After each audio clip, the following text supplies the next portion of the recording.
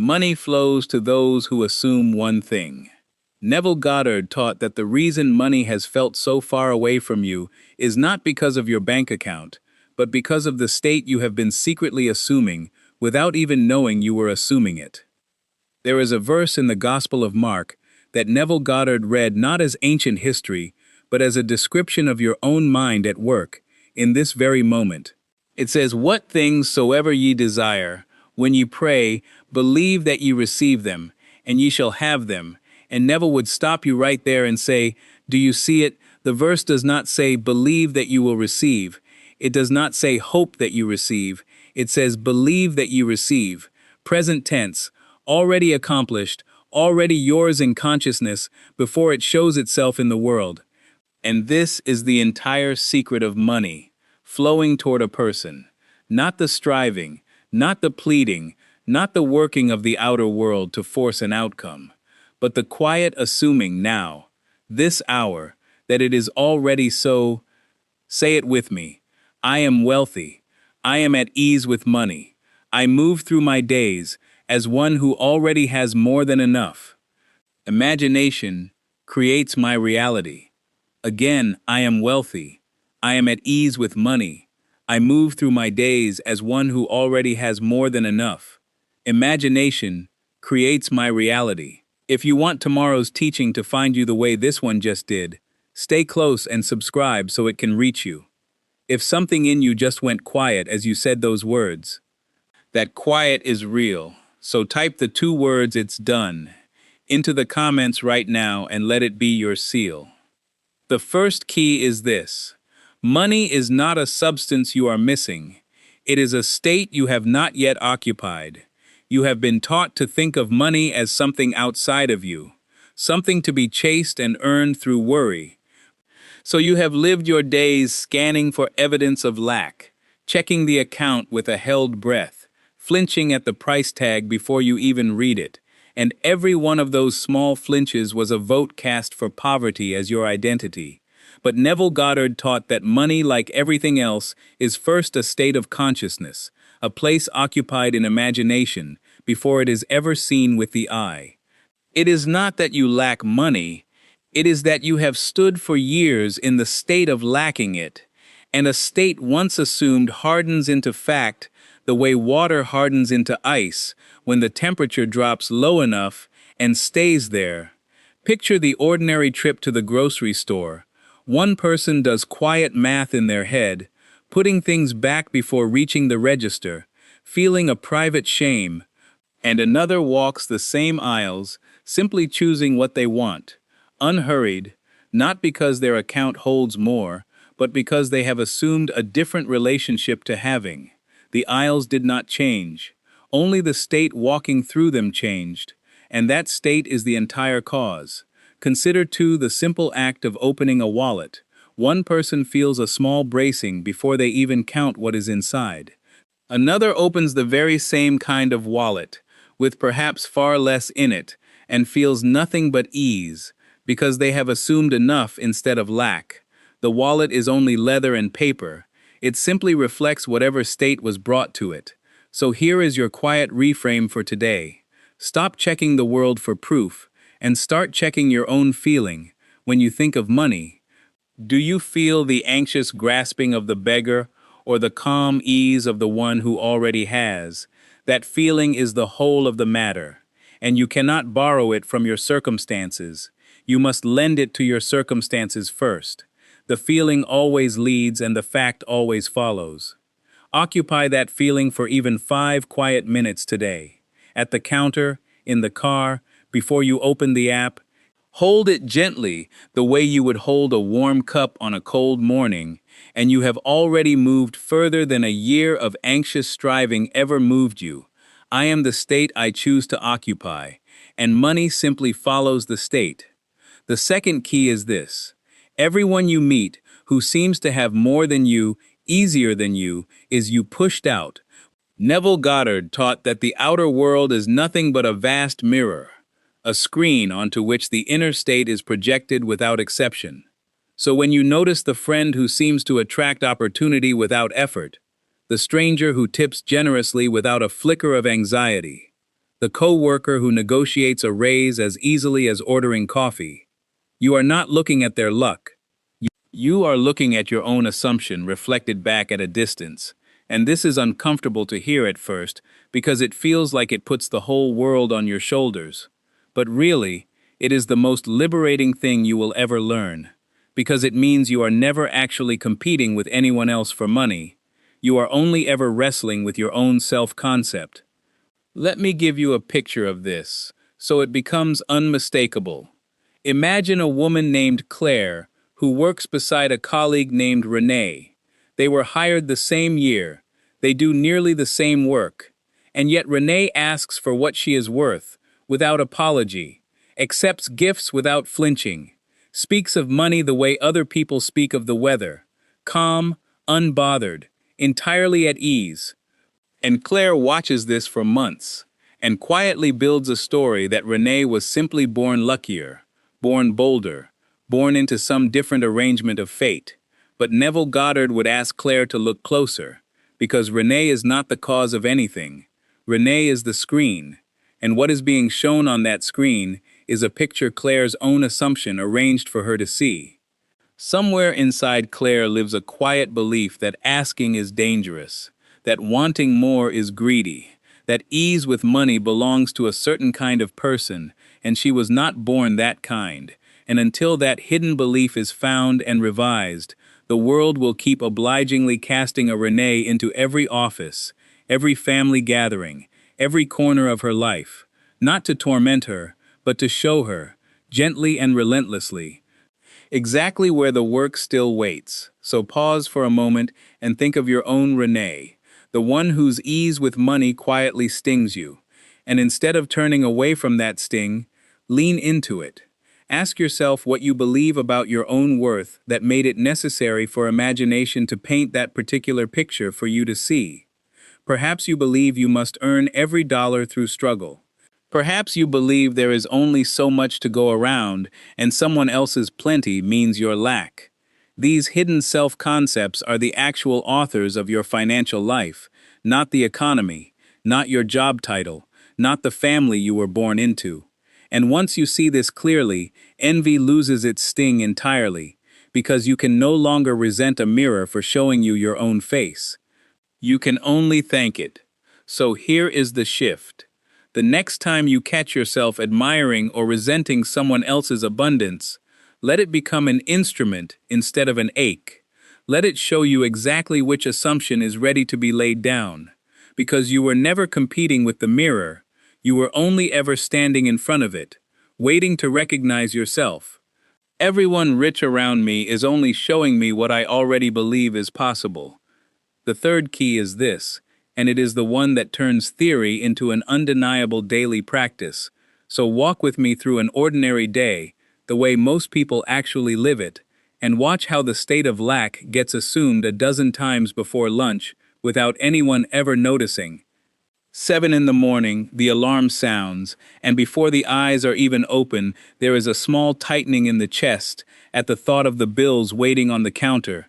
That is an assumption. 7:30, the coffee is poured, and there is a glance at the banking app, a held breath, a slight sinking feeling at the number on the screen. That is an assumption. 8:15. The drive to work brings a flash of irritation at the price of gas. A private little speech about how everything costs too much now. That is an assumption. 9 o'clock. An email arrives about a rising rent, and the stomach drops before the sentence is even finished reading. That is an assumption. 10 o'clock. A colleague mentions a vacation, and there is a tightening, a comparison, a quiet story of not being able to afford such things. That is an assumption. 12:30. Lunch is skipped to save a few dollars, and there is a proud but bitter feeling about being disciplined out of necessity rather than choice. That is an assumption. 1 o'clock.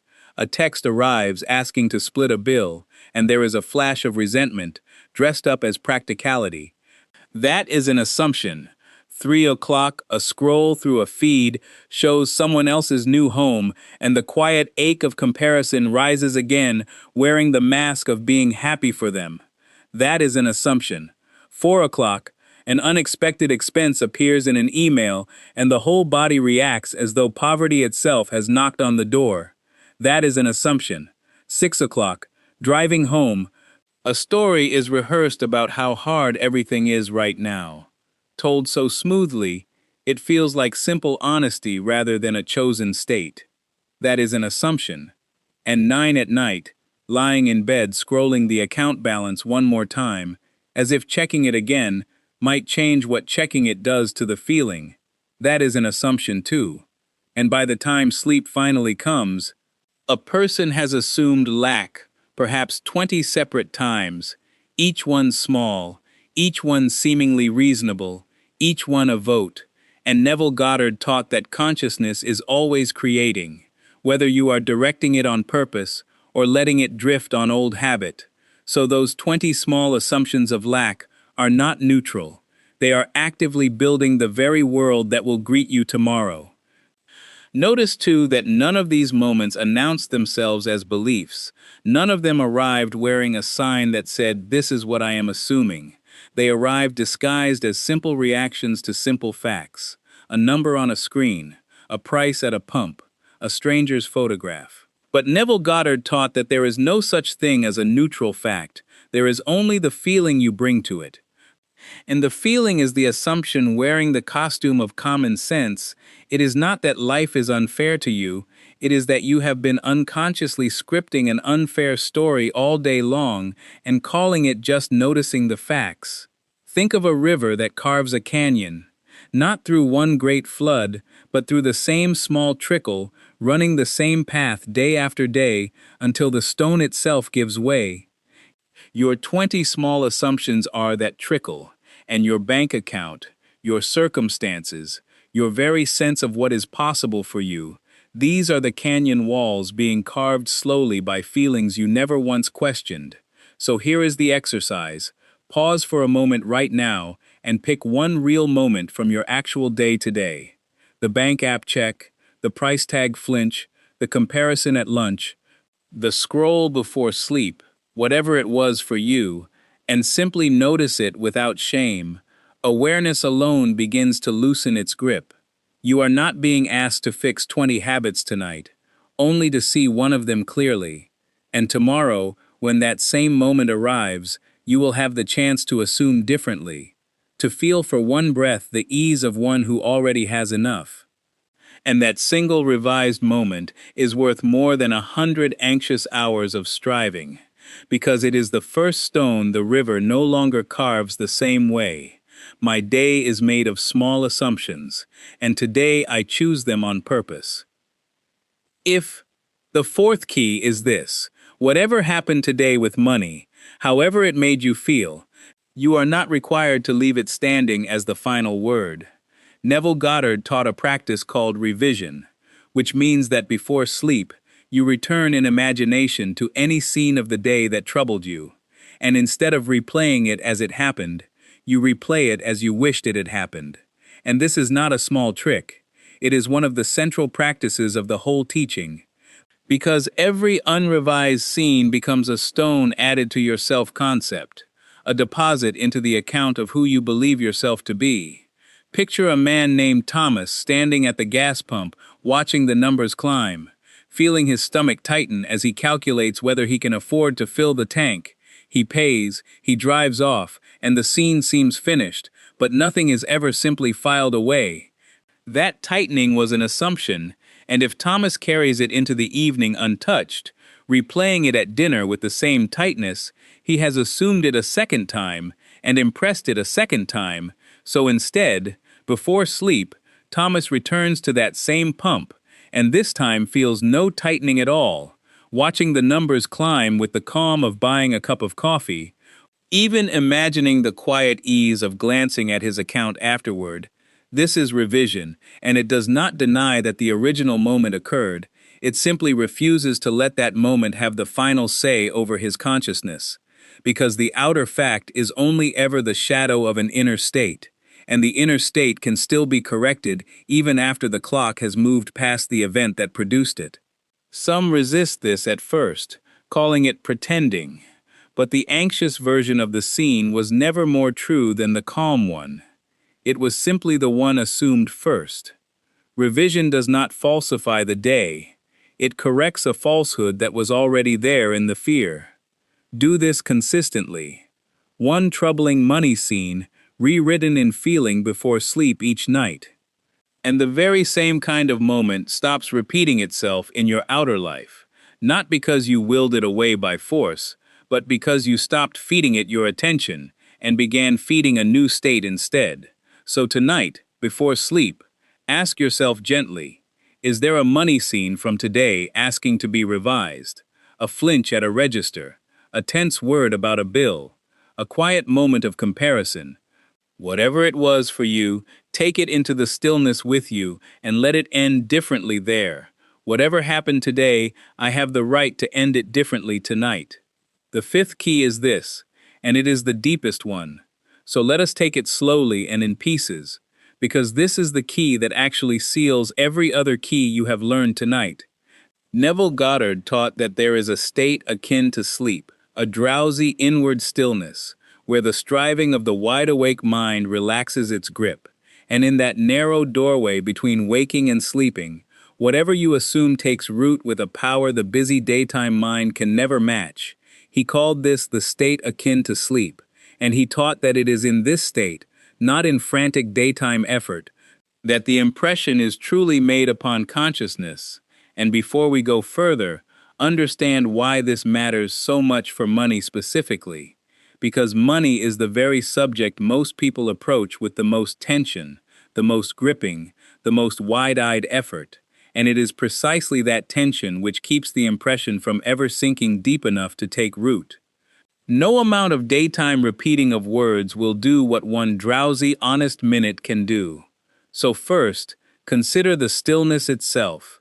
Most people try to manifest money the way they try to force a locked door, tense, wide-eyed, gripping the doorknob with white knuckles.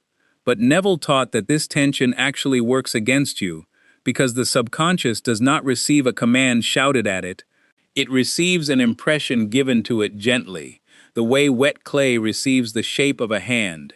Picture a woman lying down after a long day of worrying over an unpaid bill. If she lies there rehearsing the worry, replaying the tone of the collection call, gripping the blanket with the same anxious hands that gripped the phone, she has only carried the wide-awake striving into the one place it was never meant to go. But if instead she lets her shoulders soften into the mattress, lets her breathing slow the way it does in the last minutes before true sleep, lets her thoughts stop reaching and simply rest, she has now entered the doorway where an impression can actually be made. So before you ever try to assume wealth, first let the body grow heavy and calm. Let the breathing slow. Let the shoulders drop. This stillness is not a small preliminary step. It is half of the entire practice, and most people skip straight past it. They rush to the picturing before the ground has even been prepared, and then they wonder why nothing seems to take. It is like pressing a seal into wax that has not yet softened. The shape never holds. So give the stillness its full minute. Do not rush toward the scene.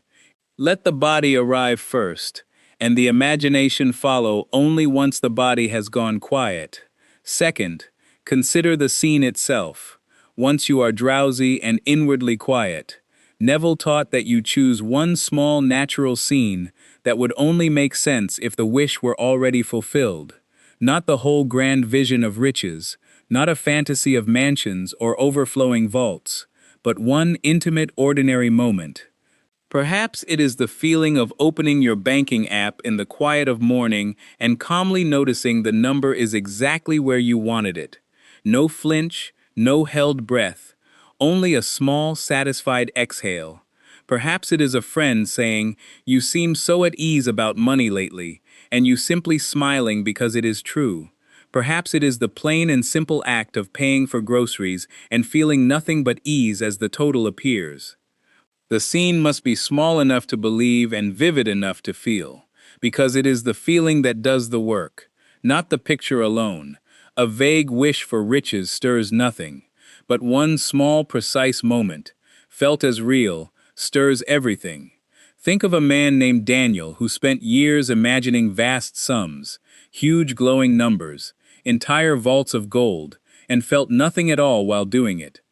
Because the scene was too large for him to actually believe, one night instead he simply imagined tearing open an envelope and finding a small refund check he had genuinely forgotten about, and feeling the plain warm surprise of unearned ease.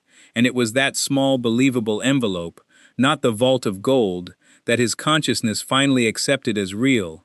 Because the imagination does not respond to size, it responds to belief. And belief lives in the small and the specific, far more easily than in the vast and the vague. Third, consider the repetition. Neville taught that you do not visit this scene once and abandon it. You return to it night after night in that same drowsy state, until it feels less like imagination and more like memory. Think of how a path forms across a field, not from one person walking at once, but from the same footsteps returning again and again, until the grass gives way, and the earth itself remembers the shape of the walking. The mind begins to accept a repeated inner scene in exactly this way, the way it accepts anything rehearsed enough times. This is not about forcing belief through willpower. It is about allowing familiarity to do what force never could. Some nights the scene will come easily. Other nights your attention will wander back to the day's worries, and when it wanders, you simply and gently return it, without frustration, the way you would guide a small child back to the path without scolding them for wandering. Do not measure the practice by how perfectly you held the scene. Measure it only by whether you returned, because the returning is the discipline, not the perfection. And fourth, consider what happens after. Neville taught that once the impression is truly made in that inward stillness, you are meant to release it, not to check on it anxiously the next morning, not to monitor whether it is coming true, not to lie awake, calculating how it might arrive, but to trust it the way you trust a seed once it is planted and covered over, because a farmer does not dig up the seed each morning to see if it is growing. Digging it up only kills it. And this is where so many sincere people quietly undo their own work. They assume beautifully at night and then interrogate the world all day long, checking, doubting, measuring, and each check is itself a small return to the very lack they were trying to leave. So let the releasing be as deliberate as the assuming. Plant it, cover it, and walk away from the garden with your hands empty and your heart at rest. And if it helps you, think of it this way: the daytime hours are simply for living, not for supervising. You do not stand over the oven watching the bread through the glass every minute hoping to catch it rising. You set the temperature, you close the door, and you go about your evening trusting the warmth to do what warmth does. So tonight, when you lie down, let the body soften, let the mind grow quiet. Choose one small warm scene of money, already at ease in your life. Feel it as though it is simply the memory of an ordinary evening, and let sleep carry you from there. This is not a technique performed once for effect. It is the doorway Neville Goddard taught his students to walk through every single night, because the state akin to sleep is where the impression is truly made. And once made, it belongs to you the way memory belongs to you, quietly. Certainly, without needing your daytime supervision at all. Tonight, I plant one small scene in stillness, and I release it completely into sleep. The sixth key is this, and it is simply persistence. Because Neville Goddard taught that the assumption which is persisted in either realizes itself or destroys itself, and this is not a discouraging warning. It is a quiet promise. It means you cannot half assume wealth for 3 days and abandon it on the fourth and call the teaching untrue. The state must be occupied not as an experiment, but as a home you have moved into permanently. Think of the difference between visiting a house and living in it. A visitor checks the time, watches for the moment they must leave, never unpacks their bags, but someone who lives there hangs pictures on the wall, arranges the furniture, feels entirely at ease moving through the rooms in the dark without needing a light. This is the difference between wishing for wealth and assuming it. Wishing is a visit. Assuming is residence. And residence means that even on the days when an old anxious thought tries to visit you at the door, you do not let it move back in. You simply say, "Not anymore." That state and I are no longer acquainted, and you return gently to the feeling of the wish fulfilled, over and over, as many times in a day as it takes, until one day you notice you are no longer returning to it because you never left. Consider two people standing in almost identical circumstances. Both told themselves for a week that they were at ease with money. Both felt the lightness of it for a few days, but on the eighth day, one of them saw a small, unexpected bill and let it announce that the whole assumption had been foolish. So they packed their bags quietly and moved back into the old rented room of lack, while the other looked at the very same bill, felt the same small flinch, and simply said, "This does not change my address," and stayed. Only one of these two was ever actually practicing the teaching. The other was only borrowing it for a few pleasant days, the way you might borrow a coat that never truly fits because you know you must give it back. This is why Neville Goddard spoke of persistence and not merely belief, because belief can rise on a good morning and fall on a hard afternoon. But persistence is the quiet decision to keep choosing the same state, regardless of what the afternoon brings. Notice, too, how ordinary this looks from the outside. No one sees the 8th day where you nearly moved out. No one applauds the 15th day when you nearly gave up the assumption and chose instead to stay. The entire battle is invisible, fought only in the privacy of your own imagination, and won only there as well. So let this be the measure you use from tonight forward. Not whether the outer evidence has changed by tomorrow morning, but whether you are still living at the same address a week from now, a month from now, when no one is watching and nothing yet has proven you right. Money flows toward those who have quietly and persistently moved into the assumption of already having it, and stayed there. I have moved in, and I am not leaving. Here is the whole picture. It is not money you lack. It is the feeling of having that you withheld. It is not other people's luck you envy. It is your own reflection you have not yet recognized. It is not the day's events that decide your future. It is the small assumptions running quietly beneath them. It is not too late to end today differently. Revision sees to that. It is not daytime effort that plants the impression. It is the stillness of the state akin to sleep. And it is not a single attempt that changes a life. It is the quiet persistence of one who has simply moved in and stayed. 6 keys, but really only one key turns 6 different ways. Assume the feeling of already having, and hold it as your address rather than your visit. If what you have heard tonight feels like something you want to practice every single day rather than remember once and forget by morning, the 21-day reality shift was built exactly for that. 21 mornings of guided assumption, revision, and the state akin to sleep, walking you gently until living in the end is no longer something you try to do, but simply who you have become.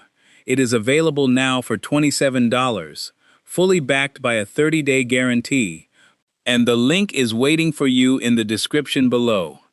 Say it with me one last time in your heart. I am wealthy. I am at ease with money. I move through my days as one who already has more than enough. Imagination creates my reality. Money has always been flowing toward the one who assumes it is already theirs. And tonight, quietly, without needing anyone to notice, you became that one.